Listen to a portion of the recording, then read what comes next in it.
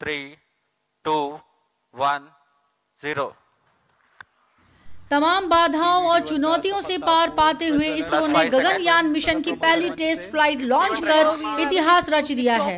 इसरो ने रविवार सुबह 10 बजे श्रीहरिकोटा स्थित सतीश धवन अंतरिक्ष केंद्र से गगनयान के क्रू मॉड्यूल को सफलतापूर्वक लॉन्च किया। हालांकि इसे दूसरे प्रयास में किया गया, पहले तकनीकी कारणों की वजह से इसे टाल दिया गया था।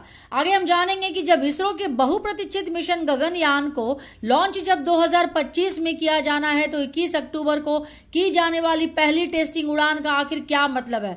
दरअसल यह कई मायनों में बेहद अहम है। इस मिशन पर इसरो की प्लानिंग क्या है, यह समझना बहुत जरूरी है। गगनयान मिशन को लेकर शनिवार 21 अक्टूबर 2023 को परीक्षण दूसरे प्रयास में अंजाम दिया गया और यह सफल हुआ। पहले तकनीकी कारणों से इसे टाल दिया गया था।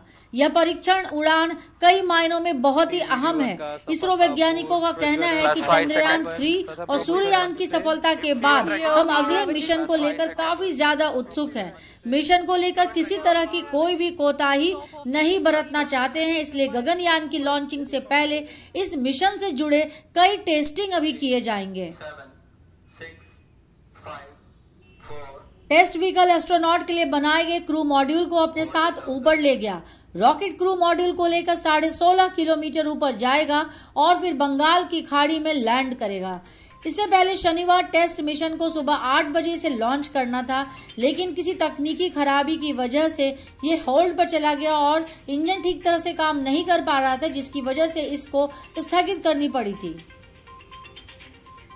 आपको बता दें, गगनयान मिशन का लक्ष्य 2025 में 3 दिवसीय मिशन के तहत मनुष्यों को 400 किलोमीटर की ऊंचाई पर पृथ्वी की निचली कक्षा में भेजना और उन्हें सुरक्षित रूप से पृथ्वी पर वापस लाना है। क्रू मॉड्यूल के अंदर ही भारतीय अंतरिक्ष यात्री यानी गगननॉट्स बैठकर धरती के चारों तरफ 400 किलोमीटर की ऊंचाई वाले निचली कक्षा में चक्कर लगाएंगे। इसरो अपने परीक्षण यान प्रदर्शन एकल चरण तरल प्रणोदन रॉकेट के सफल प्रक्षेपण का प्रयास करेगा। इस क्रू मॉड्यूल के साथ परीक्षण यान मिशन समग्र गगनयान कार्यक्रम के लिए एक महत्वपूर्ण मील का पत्थर है।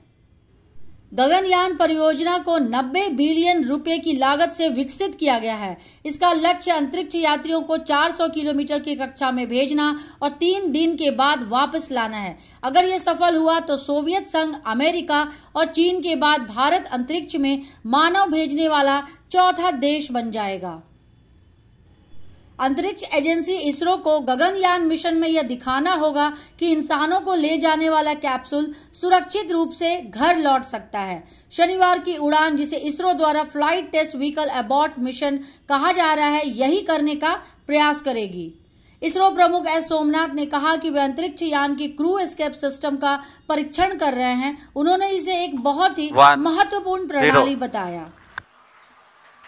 TVD-1 का सफलतापूर्ण प्रज्वलन और स्थापन प्रथम प्रमोचन मंच से। Here we have a textbook liftoff of TVD-1, a major milestone towards ISRO's Gaganyaan